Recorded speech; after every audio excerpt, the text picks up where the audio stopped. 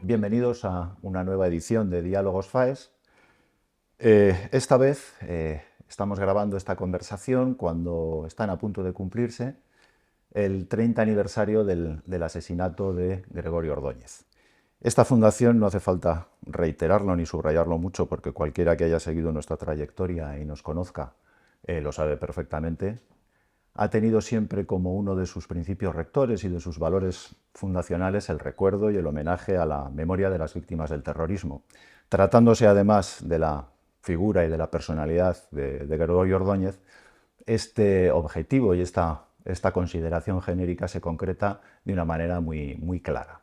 Y para rendirle homenaje a Gregorio en el 30 aniversario de su asesinato, y para deducir probablemente, que yo creo que es lo más interesante, la lectura apropiada de ese luctuoso acontecimiento, y para sacar las consecuencias pertinentes 30 años después, es decir, para hacer que Gregorio no solamente sea un recuerdo, sino una presencia viva y activa, tenemos conmigo, yo creo que a una de las personas que mejor pueden acompañarnos en un día como hoy, que es su viuda, Ana Iríbar, buena amiga de la Fundación, más que amiga, patrona de esta Fundación también, y que ha sido siempre una mujer, me van a permitir recordarlo, porque además también es amiga personal, a la que uno no solamente quiere, sino que también admira. Porque es difícil encontrarse un poco en este ámbito, ¿no? En este ámbito tan difícil, personas que hablen con tanta lucidez y con tanta claridad y al mismo tiempo de tal calidad humana. Así que, Ana, yo creo que eres la mejor persona que podíamos invitar para hablar de Gregorio 30 años después. Y sin más, yo quería empezar esta conversación, que tiene que ser un poco pues como la que hemos tenido tantas veces, ¿verdad? Enmarcándola un poco. He querido decir al principio que yo creo que lo que interesa sobre todo es traer el recuerdo y la memoria activa de Gregorio al hoy, pero es inevitable porque también hace falta una labor de difusión y de conocimiento de qué es exactamente lo que pasó. Que quizá empecemos por recordar un poco cómo era el contexto de aquel año tremendo de 1995 en el que ETA, en el bar La Cepa, asesina de un tiro en la nuca a Gregorio, a tu marido. ¿Cómo recuerdas la época, la circunstancia, aquellos momentos? Aquellos momentos eran momentos muy duros. De hecho, Gregorio llevaba ya unos meses preocupado. Él, lógicamente, en casa a su mujer no le contaba todo, pero el ambiente era absolutamente hostil. Acababan de asesinar además al policía municipal, al sargento Morcillo, del Ayuntamiento de San Sebastián. Eh, Goyo estaba tremendamente preocupado. El ambiente en las calles era el de siempre, de manifestaciones de Jarray. En el plano político era también, había muchísima tensión, no era nada nuevo, ¿no? Era lo que lleva produciéndose desde hacía décadas prácticamente, ¿no? Y Gregorio seguía, naturalmente, haciendo su vida, sin rectificar ni un milímetro ni de lo que decía, ni de lo que hacía, ni de los pasos que le conducían, incluso todos los días de su casa al ayuntamiento. Pero sí percibía una preocupación fuera de lo normal en él. Sí, yo recuerdo, fíjate, que estamos hablando del año 95 y yo creo que en ese entorno de fechas es cuando Batasuna, el brazo político de ETA, aprueba públicamente en una ponencia política que se llamaba Oldartzen. Oldartzen, que en euskera significa embestir o embistiendo, y en la que se teorizaba lo que llamaron la socialización del sufrimiento. Es decir, esta gente empezó a considerar y a ponerlo en un marco teórico, que eso es lo que a mí me sigue asombrando, que la violencia que ellos consideraban de liberación tenía que orientarse no solamente contra las fuerzas represivas del Estado, digamos, contra los policías, contra los funcionarios de prisiones, en fin, sino contra la sociedad civil, para socializar el sufrimiento, para extenderlo y para hacer más efectiva lo que ellos siempre han llamado la lucha armada. Es decir, había un actor político en el País Vasco que hablaba que tenía que matarse más y mejor, que eso es al final el resumen de la ponencia Oldartzen. Entonces, a mí siempre me ha parecido que era obvio que Gregorio tenía que estar en su punto de mira cuando hablaban de estas cosas, porque Gregorio era una personalidad absolutamente inolvidable. Es decir, también hay que recordar, yo creo que en ese contexto, el Partido Popular que lideraba Gregorio en San Sebastián venía de ser la fuerza más votada, que eso hoy parece una cosa... En las elecciones europeas En las elecciones de europeas, poco octubre, antes. además la campaña se abre en San Sebastián precisamente, Exacto, acuden José María Aznar, acude Jaime exacto, Mayor, Marcelino creo también estaba, exacto, y sí, sí, el Partido Popular empezaba a tener mucha fuerza exacto. en Guipúzcoa y en San Sí, sí. Sebastián especialmente, su capital. Y creo que en las autonómicas anteriores había sido en San Sebastián también el Partido Popular la lista más votada. Eso no te lo Sí. puedo Es decir, confirmar, pero bueno, yo creo que la proyección era clara, se iban a celebrar unas municipales y es que Gregorio tenía muchas posibilidades de ser alcalde de San Sebastián. Gregorio, de hecho, había presentado su candidatura el 19 de enero, había invitado a Aznar a Esto es. acompañarle, con que tenía una relación extraordinaria y él se sentía caballo ganador. O sea, ese día Gregorio estaba pletórico, ¿no? Es decir, Gregorio era una amenaza, ¿no? para Herri Batasuna en el plano político y era una amenaza también para ETA en el plano social, ¿no? Gregorio, después de 12 años de mucho trabajo, estaba consiguiendo algo muy importante, que es lo que él se había propuesto también, transformar esa sociedad, romper el silencio, romper el miedo, ¿no? Ujú. Y bueno, Gregorio ese 19 de enero, esa víspera de San Sebastián, acariciaba, ¿no? Cuando presenta su candidatura, la alcaldía de la Sí, sí, ciudad, ¿no? no, la de Gregorio, es decir, la trayectoria política es, francamente, además, en aquellas circunstancias, en aquel sitio en el que todos hemos vivido, era asombroso. Es decir, Gregorio desembarca en una alianza popular que se presenta, que no se presenta muchas veces en Guipúzcoa, porque no hay candidatos para afrontar esa situación, y la acaba reconvirtiendo, la acaba levantando. Y yo creo que cuando entra en la Alianza Popular, creo que es en el año 79, y en las primeras elecciones a las que se presenta, o las siguientes, el primer tramo, digamos, de presencia activa de Gregorio como líder del partido en San Sebastián, consigue de entrada 3 Sí, concejales. en el 83, las En el- municipales. Exacto. Eso es francamente asombroso. Y Y entra luego en el gobierno, además Exacto, del ayuntamiento, con exacto, el PNV, con Ramón Lavalle. exacto. Y luego la trayectoria es continuamente ascendente Sí. hasta llegar a eso, a tocar con los dedos la alcaldía. Pero eso, detrás de eso, porque mucha gente cuando ha venido a ver la exposición, por ejemplo, y ve esos datos, sobre todo, curiosamente, gente del PP me pregunta, ¿cómo consiguió esto? Pues pie a tierra, Pues ¿no? muy fácil, trabajando, Claro, sí, sí, trabajando sí. todos los días y no trabajando solo en un despacho pertrechado detrás de una mesa, no. Goyo estaba en la calle. Goyo desde que a las 7 de la mañana salía de casa estaba en la calle. La Sí, sí. gente le paraba, muchos para insultarle, Sí, sí. pero la mayoría para decirle, oye, tengo un problema. Goyo Sí, llevaba un taco así de tarjetas en el bolsillo.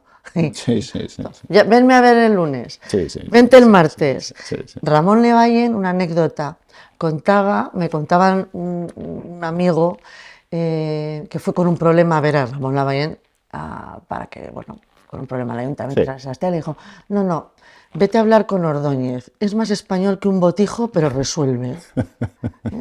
Sí, sí, no, está claro, está claro.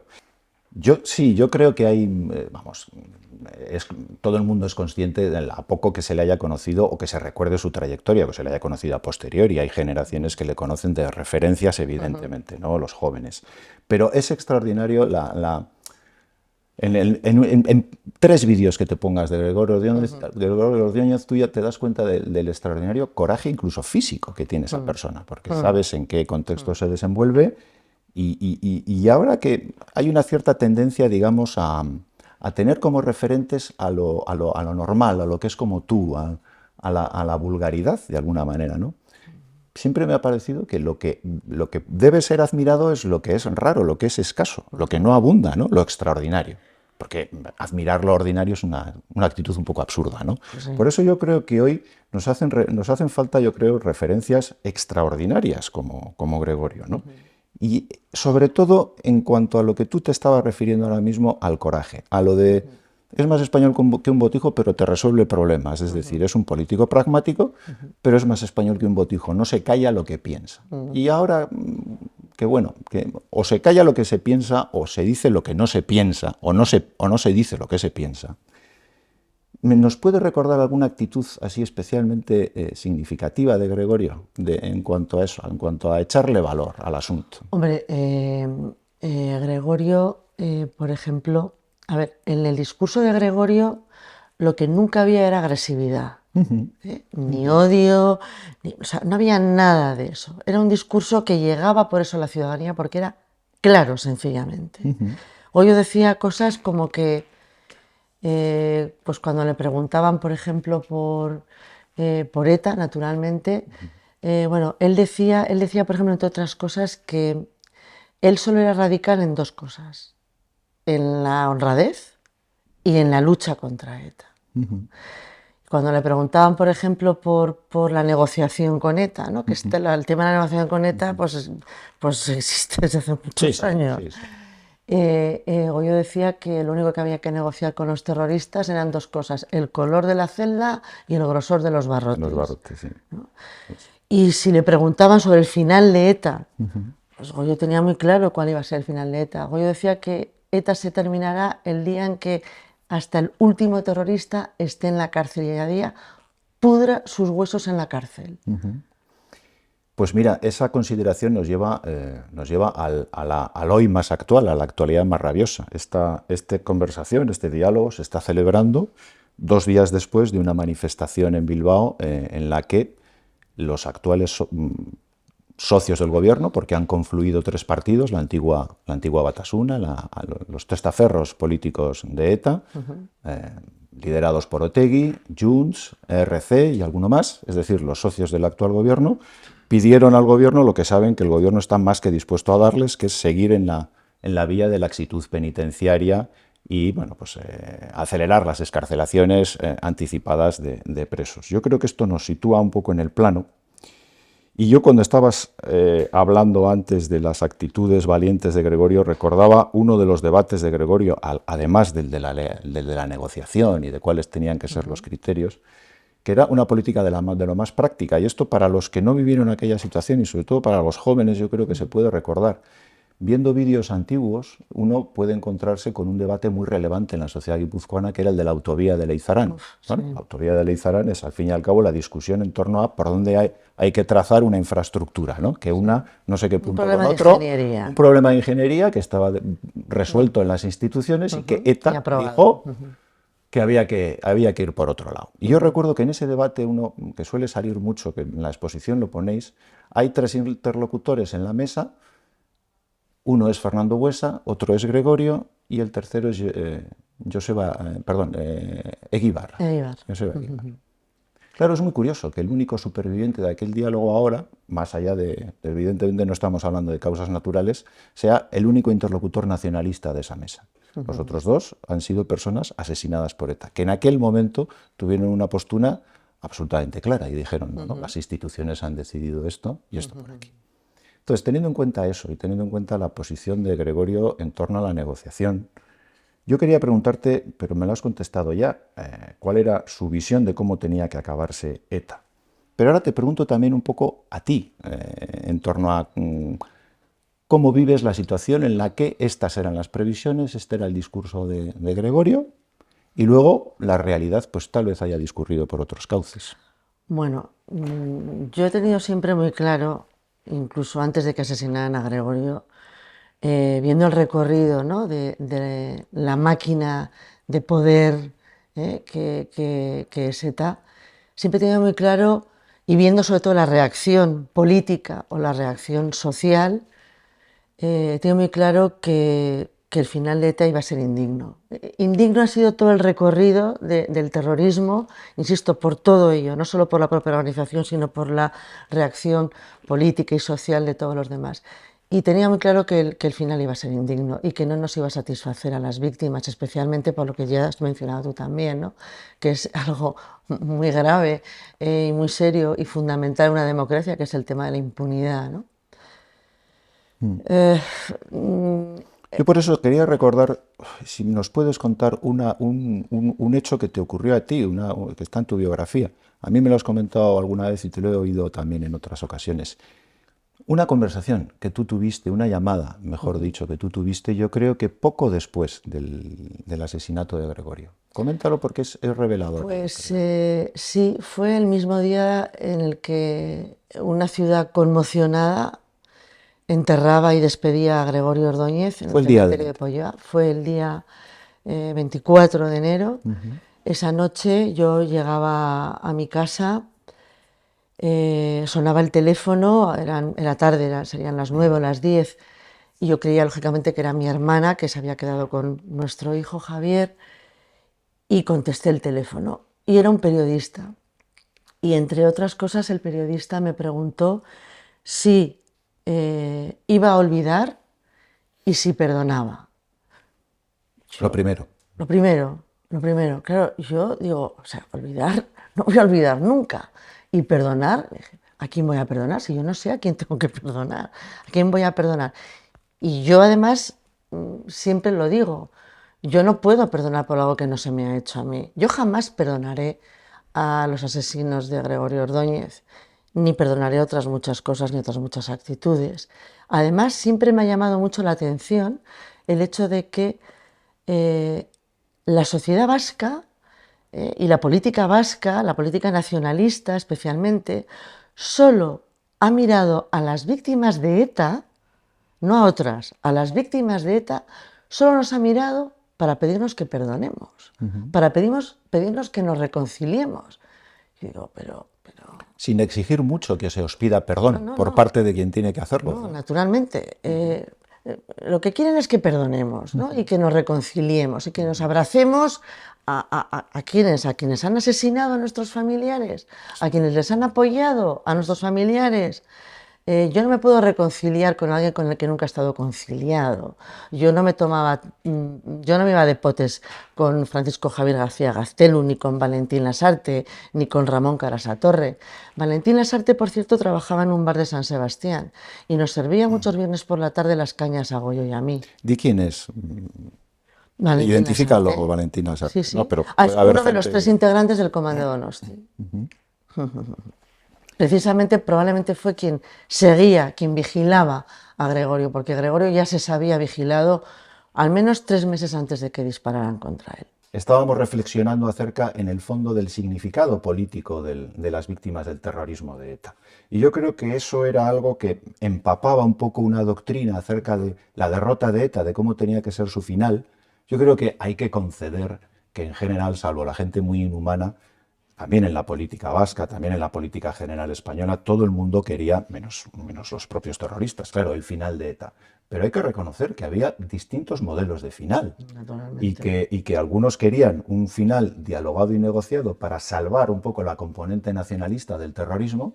El terrorismo de ETA era un terrorismo de signo político nacionalista y otros propugnábamos la idea de que los fines contaminan a los medios y que, perdón, al contrario, que los medios criminales contaminan los fines políticos que se buscan con esos medios. Y yo creo que eso lo dice muy bien una frase de Aurelio Arteta, que tengo que leer quitándome las gafas porque estamos cada vez más mayores, cuando Aurelio Arteta decía: insistir en que el terrorismo tiene una inspiración política obliga al ciudadano a pronunciarse sobre esa inspiración, no solo a repudiarlo, sino a juzgar también la justicia de la causa política a la que sirven. Y esto estaba, yo recuerdo, en la ley vasca de víctimas contra el terrorismo, en la que se decía eso, que la práctica del terrorismo, puesta al servicio de una causa política, contaminaba esa causa. Y por lo tanto no se podía obtener ventaja, incluso con la renuncia o con el final del terrorismo. Yo no sé eso lo que a ti te inspira, pero tú lo has dicho muy bien antes. Hombre, naturalmente dos cosas. Creo que efectivamente hubo un momento en la batalla contra ETA muy importante, que fue el primer y único acuerdo que se firma contra el terrorismo y por las libertades. Eso se firmaba con el gobierno de Aznar, siendo secretario del Partido Socialista José Luis Rodríguez Zapatero.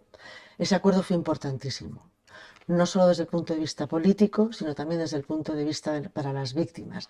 Desde ese acuerdo emana, no olvidemos, una ley de víctimas del terrorismo. Emana también una fundación de víctimas del terrorismo.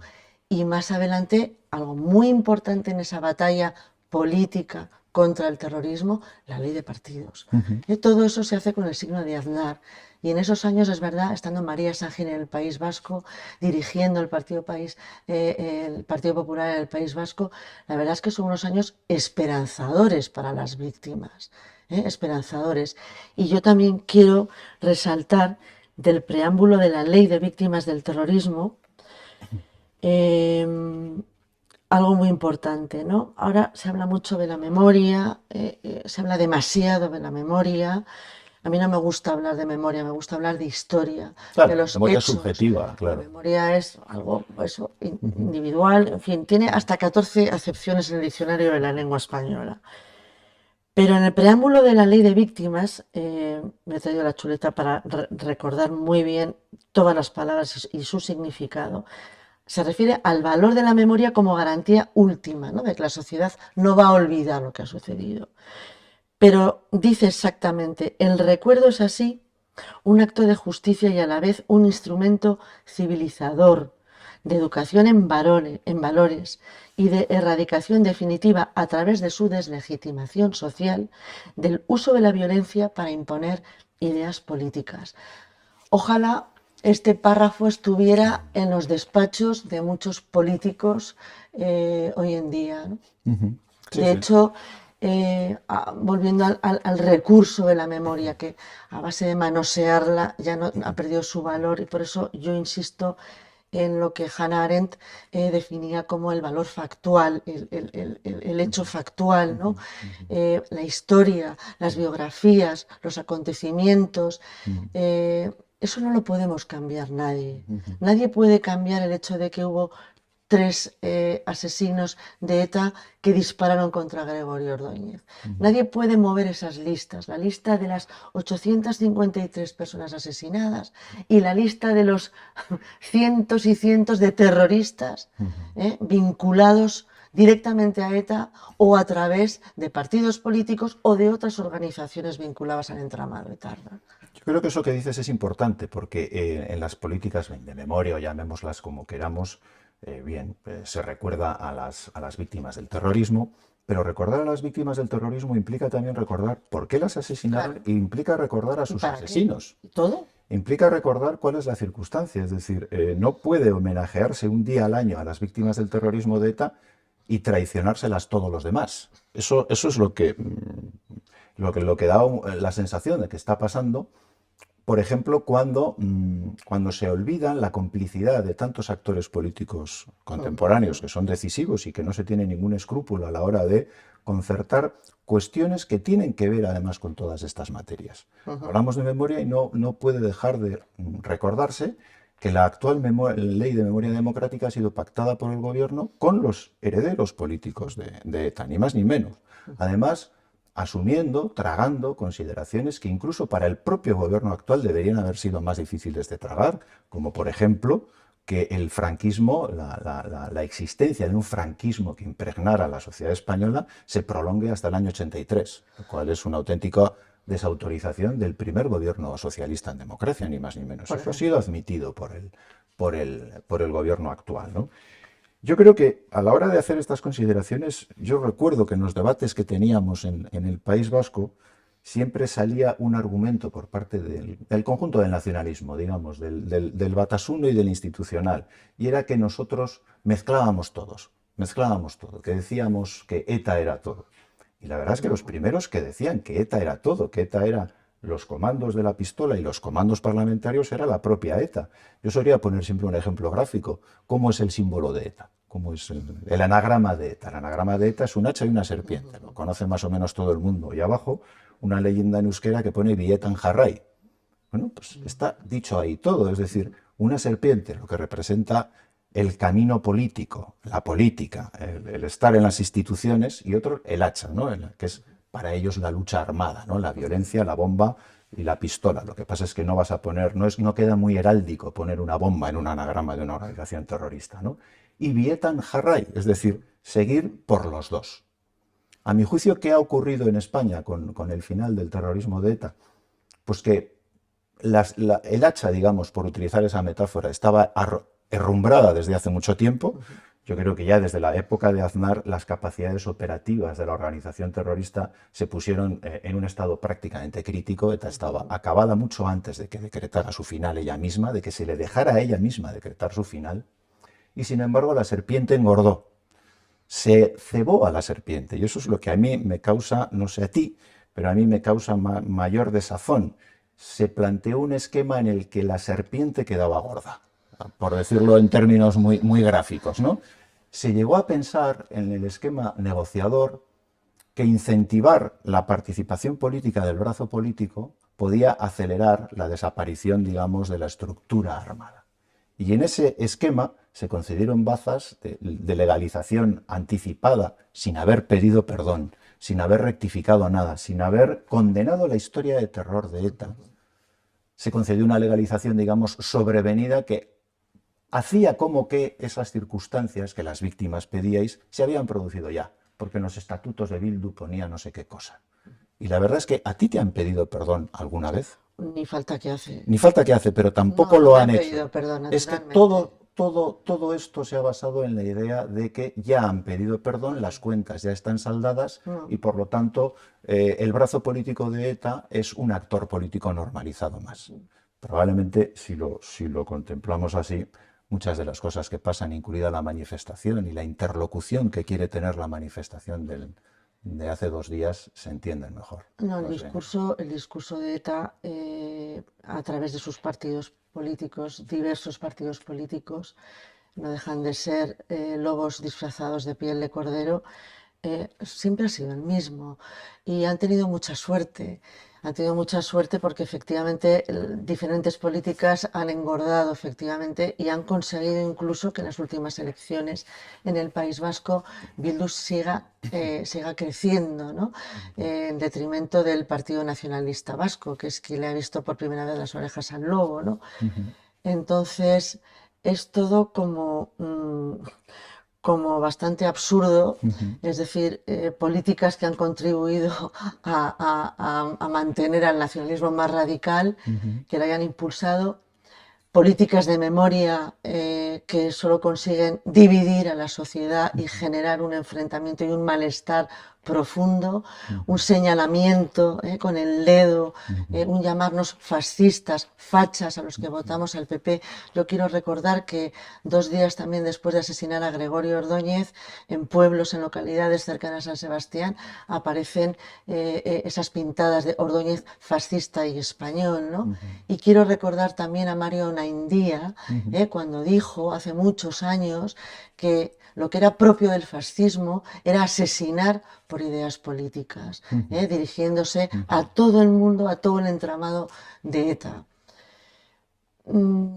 Yo creo que ese buenismo estúpido que ha caracterizado la acción política socialista en concreto de estos últimos años no ha hecho más que eh, dividir, polarizar, ensalzar y fíjate, cuando voy a los colegios, he estado en un instituto en Zumaya, precisamente en Zumaya, un alumno se levanta delante de todos sus compañeros para preguntarme qué pienso del hecho de que Bildu esté en el gobierno de España. Ujú. ¿Mm? Ujú. O sea, Sabía por dónde iban los tiros, entre comillas. quiero decir O sea, que, bueno, sí, sí. la verdad al final, pues No, afortunadamente, y además yo no sé y, y- cómo ves tú no, esa... Ah, perdón, perdón. no, no, eso. Y yo creo además es que con estas políticas de memoria lo que se hace es esconder precisamente la verdad, esconder los hechos, ¿eh? Y manipularlos. O sea, ellos degluten los hechos y lo vomitan Sí, en un esperpento que es con el que pretenden, bueno, simplemente mantenerse en el poder. Gregorio Ordóñez lo decía, los partidos políticos son máquinas de asalto al poder. sí, pero yo creo además, yo no sé cómo lo ves tú, pero que hay una una paradoja aquí en esto de las políticas de memoria, porque te estás refiriendo, entiendo, a las políticas de memoria pues que están, digamos, que de las que todos tenemos noticias estos días. El año famoso que van a hacer de 50 años sin Sí, Franco, etcétera, memoria ¿no? La democrática lo memoria llaman, que le ponen democrática. adjetivo a todo, vamos a poner Sí, adjetivo a todo lo pero que claro, hacemos. hay una cierta paradoja porque, digamos, choca esa construcción de una memoria democrática que recuerda la guerra civil, es decir, un acontecimiento del que Ujú. han pasado ya, no sé, 80 años, Sobre todo el que no somos responsables ni tú ni yo del ahora, que no somos responsables y y no del que somos nos quieren responsabilizar, ni siquiera testigos, ¿no? y ahí hay que dividir al país en dos bandos y congelar los Ujú, frentes de la guerra civil y ujú, decir, tú eres el ujú, descendiente de estos y tú eres... ujú, Y mientras tanto, las políticas de memoria que no se hacen, que es con las de memoria reciente, de lo que ujú, pasó con Gregorio y lo que pasó ujú. con tantos otros, ahí digamos que hay un esquema de bueno, vamos a hacer un recuerdo de este tipo de víctimas, pero la vamos a mezclar con más. Vamos a denunciar todas las vulneraciones de derechos humanos. Vamos a enterrar la violencia de ETA y disimularla en un magma de distintas violencias para que no destaque demasiado. Esto es lo que a mí siempre me ha llamado la atención y yo creo que las víctimas lo intuíais bastante. He querido recuperar, yo creo que ya para ir en la recta Ujú. final de esta conversación, un documento que firmaron, pues prácticamente todo, vamos, las asociaciones de víctimas más significativas en el año 2010, en Ujú. diciembre del año Ahí estuvimos 2010. también la Fundación Gregorio, Sí, ¿no? sí, la Fundación Ahí Gregorio Ordóñez estuvimos. estaba ahí. Es un documento que se llama, y quiero llamar la atención también yo Ujú. acerca de él, Principios rectores para un modelo de fin de ETA sin impunidad. Esto en una reunión, ya digo, de Ujú. todas las asociaciones de víctimas, tú lo recordarás Ujú. perfectamente, se hacía una serie de consideraciones porque se veía que estaba cerca. El final de ETA, ETA estaba muy mermada en sus Ujú. capacidades, pero también se veía que había existido y no se sabía si seguía existiendo una negociación política entre el gobierno socialista de Zapatero Ujú. y la banda que anunciaba determinadas cuestiones preocupantes, ¿no? Ujú. De las que yo creo que ahora pues estamos viviendo las consecuencias. Y aquí se decían una serie de cosas, yo quiero recordar alguna. Ujú. Se decían notas básicas de un modelo de fin de ETA sin impunidad. Y se insistía mucho en este concepto, que no haya impunidad. Ujú. Impunidad histórica, Fundamental. y hemos hablado algo de ella, Ujú. impunidad política, que quien ha secundado y ha justificado toda esta historia de terror no se beneficie del Ujú. final de la misma, impunidad penitenciaria. Es decir, oiga, usted Naturalmente. no me aplique una política Naturalmente. penitenciaria laxa, ¿no? Y aquí se enumeran, y para no hacerlo muy largo, sí voy a leer del decálogo final, que es un poco la conclusión del documento. Punto 4. Antes del fin de ETA, no a la impunidad. Punto 5. Durante el fin de ETA, no a la impunidad. Ujú. Punto 6. Tras el fin de ETA, no a la impunidad. Punto 7. Tras el fin de ETA, no a la impunidad. Punto 7. Exigencia a ETA, a Batasuna y al resto de su entramado político de la necesaria condena de la historia de ETA Ujú. para volver a jugar en la política democrática, a fin de evitar una nueva tentativa de banalización, relativización y legitimación a posteriori de la misma. 8.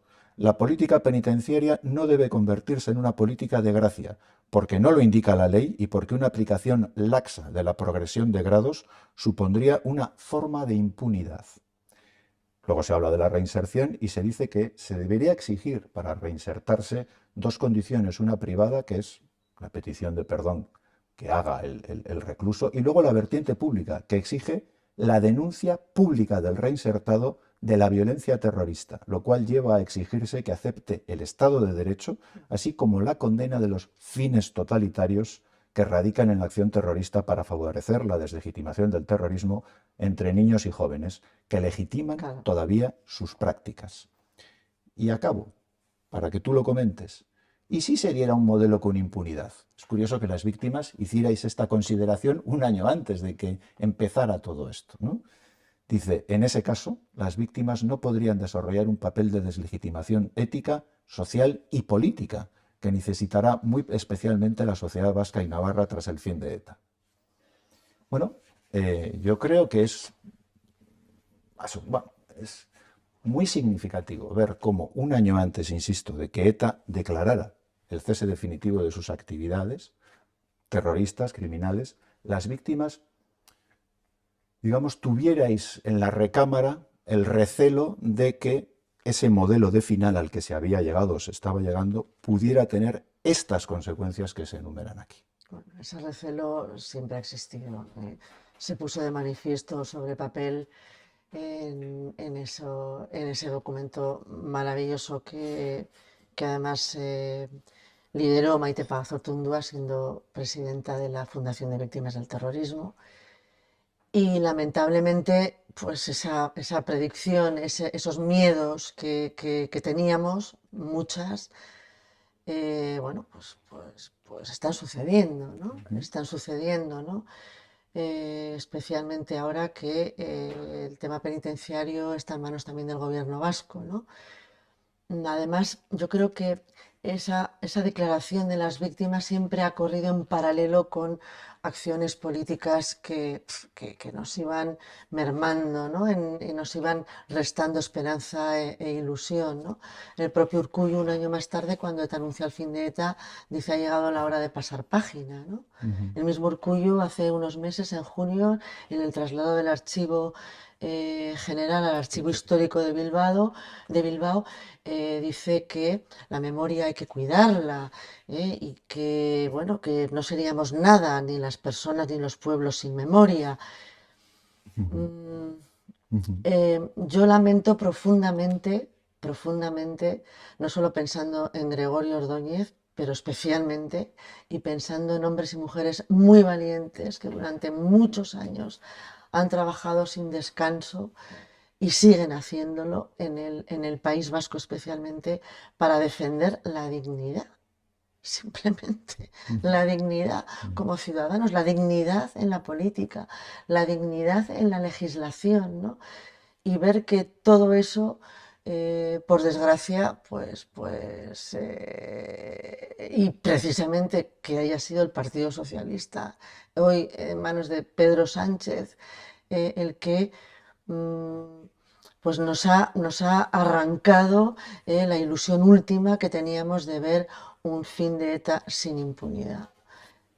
Nos ha quitado ese derecho, no solo a las víctimas, No, también a la sociedad española, y de verdad, muy especialmente a las nuevas generaciones que no entienden este batiburrillo que está pasando, ¿no?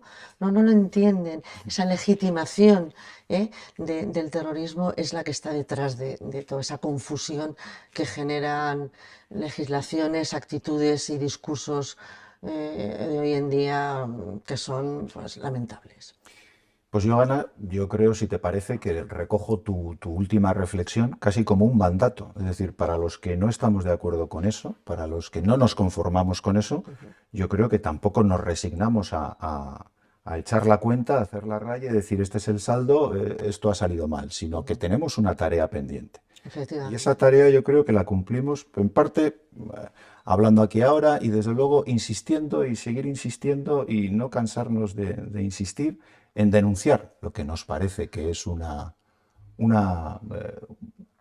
traición a las víctimas referenciales de la democracia española, porque vosotros sois, y sobre todo las personas asesinadas, las víctimas secundarias, los familiares también, pero las víctimas asesinadas de ETA, del terrorismo, yo creo que son las víctimas referenciales de la democracia española, porque a diferencia de otras que son igualmente respetables, igualmente, en fin, dignas de ser recordadas, sin embargo, vosotros tenéis una condición distinta, que es que vosotros, digamos, caísteis, bueno, vuestros familiares fueron asesinados en nombre de todos, porque se perseguía con su asesinato eliminar la democracia española. Por lo tanto, esas víctimas, cada una tendrá su idea política, su adscripción partidaria, pero todas son referenciales para la democracia española. No están asignados a ningún bando. Antonio Beristain se refirió a las víctimas del terrorismo de ETA como macrovíctimas, en esa definición que tú estás justamente dando. Sí, porque el terrorismo, además, asesina a Gregorio, pero asesina a Gregorio también para asustar a toda la sociedad de su asesinato, ¿no? Y para privar a la ciudadanía del derecho al voto. Es que es muy grave. Sí,